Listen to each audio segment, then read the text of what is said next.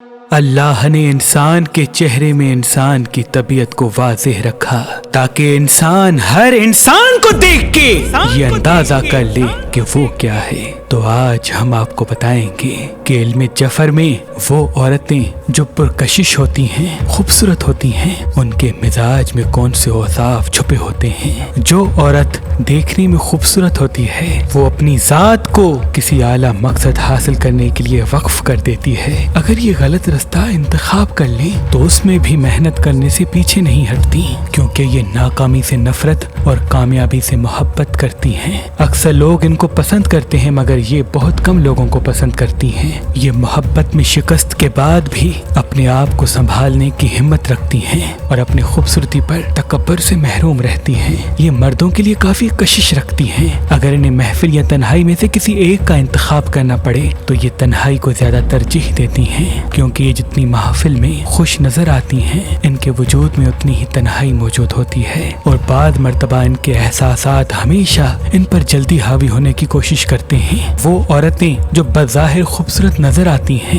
اصل میں یہ خوبصورتی ان کے دل کی چھپی ہوئی معصومیت کا عکس ہے۔ یاد رہے علم جفر میں عورت کی آنکھوں کے پس پشت اس کا دل واضح ہوتا ہے۔ جو عورت خوبصورت چہرہ رکھتی ہے تو اصل میں یہ اس کے دل کی معصومیت ہوتی ہے جو اس کی آنکھوں سے اس کے چہرے تک آ پہنچتی ہے۔ بس ان کی ایک خامی جو بار بار ان کو رلاتی ہے وہ یہ ہے کہ ان کے فیصلوں کا معیار دل کی طرف جھک جاتا ہے۔ اگر یہ اپنے فیصلوں کو احساسات سے مبرہ کر دیں، دل کے فیصلوں کو پہلے دماغ کے فیصلوں کے ترازو میں تولیں، تو دنیا کی کوئی بھی شکست ان کے قریب نہیں آ سکتی اور ان کو کامیاب ہونے سے کوئی روک نہیں سکتا۔